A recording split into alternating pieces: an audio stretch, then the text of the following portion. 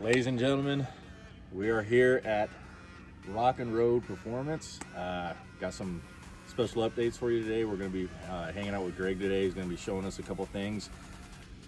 This is basically episode 2. What we are going to be doing today is actually seeing the 3D scan and kind of going over a couple things. He got some tricks that he's been doing for years, so he's going to show us on that. So got my boy Ryan with us. We got the man, the myth, the legend, Mr. Paul with us as well. So Greg's going to be teaching us some stuff, and let's go ahead and go inside.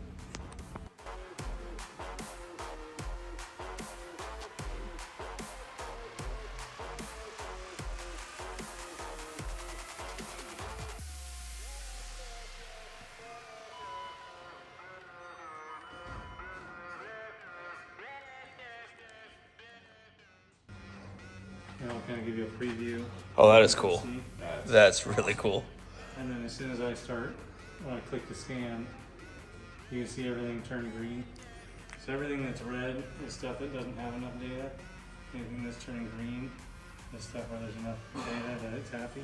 Is it like a certain distance, like you have to hold it back, or? You can see there's on the far left side, there's a little green light. So if I move closer, a particular scan, it wants a certain depth of a field away from stuff. And then the gray block is actually its viewing window. It's what it's seeing currently. And then this has the data indicator on it. So if it's red, it means it doesn't have enough data. If it's green, it says it's satisfied with the amount of data that it has. Okay.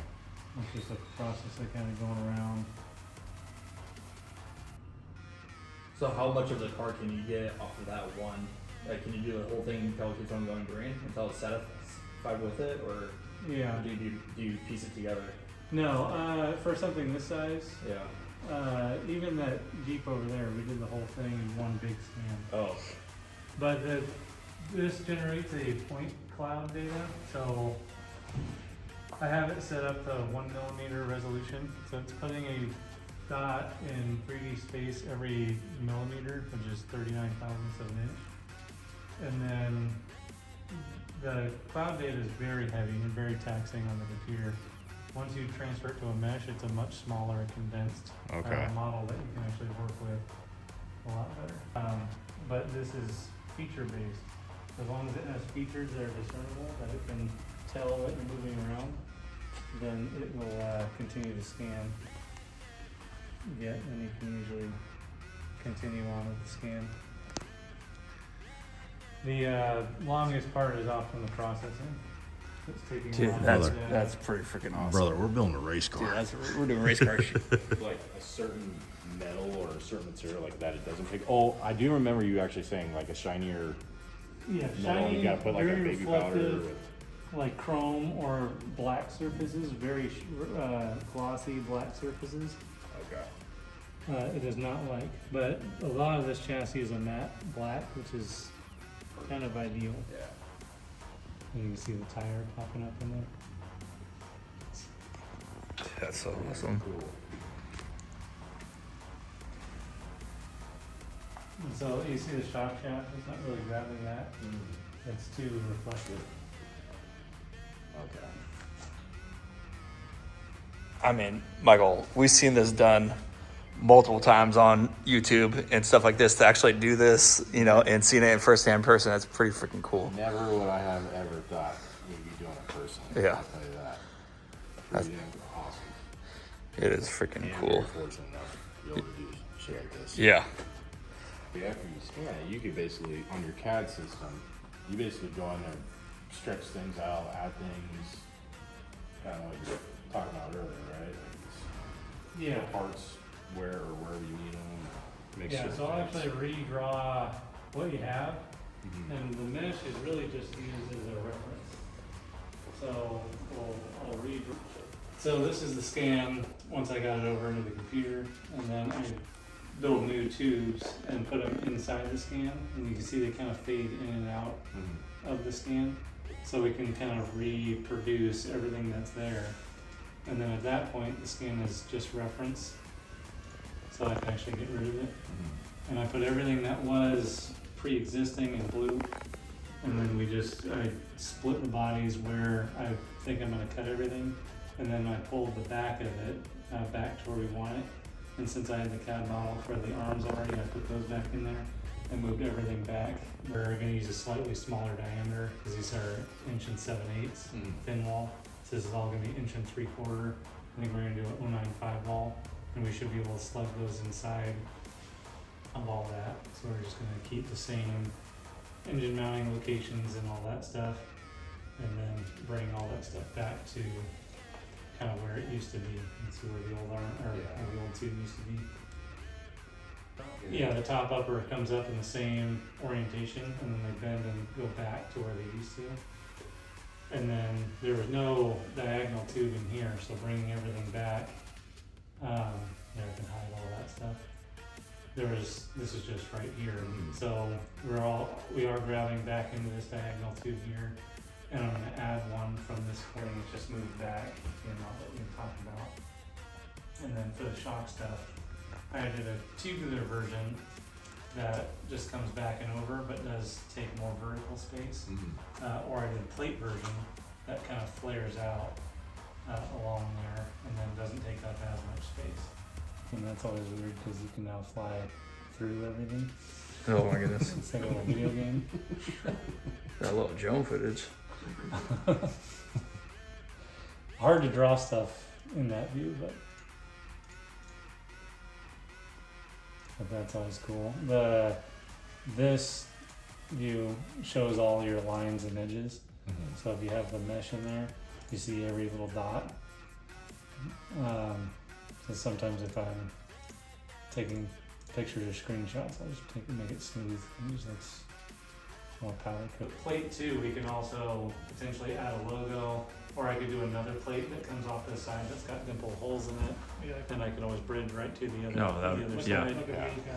And instead of making it just straight like this, I give it a little bit of flair, so just have a little bit more style and grabs a little bit. I like that. I like that. I love it. Yeah. He gives a character too. And then these, I didn't like how the old ones were straight back of the vehicle. So the new lower link mounts are actually, or the trailing arm mounts, are in line with the arm itself. And then they encompass the majority of the tube, and then the filler plate's actually bent, so it'll wrap a lot of that, giving a lot of tie-in. And then we have this come in right where that bend starts. And then you have tubes on the back side of all that stuff, so it's tied in really well. So you said it's a total of 8 inches plus the 2 inches on the arms. Yeah, Total so 10. yeah, if we're doing a 10-inch stretch wheelbase over factory, then the arms had 2 inches in them already. So I grabbed all this structure and moved it back along with the arms 8 more inches. So it's a total 10-inch wheelbase stretch from where factory would have been, from the side view there. You can see where all the tube structure was, and all this is just moved back 8 inches. It'll look cleaner without those tabs on it too. It's just gonna make everything look so good. Yeah. I can move all that stuff. So that's the start of everything. Obviously, button things up and tighten things up a little bit.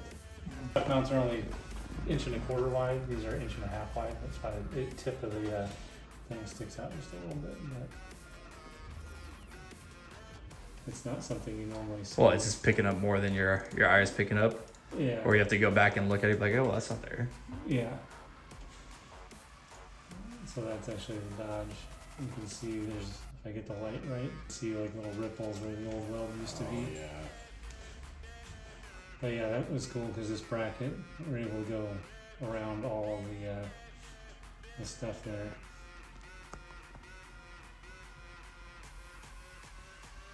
You have a full vehicle on there that you can show us real fast? And then the drivetrain hung down real well. So we actually built a tubular subframe that cleared all of his drivetrain and gave it a nice flat belly, and also allowed us to get much better geometry out of everything. And he was using air shocks and all that. And then this actually has motion to it, so everything cycles. I have tires that go on there, and like this upper link mount goes right between. Freaking video game.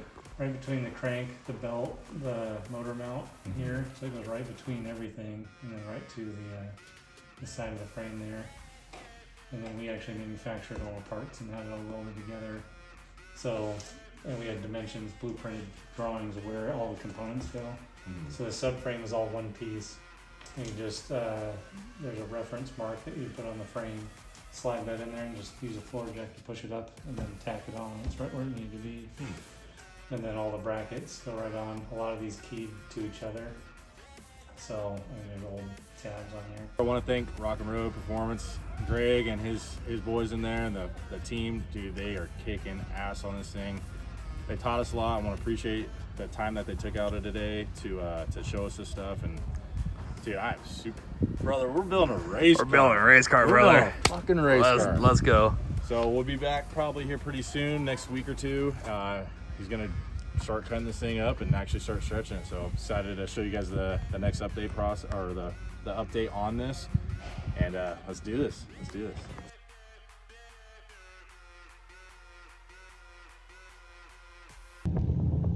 Boys over there, spicy scene here, baby.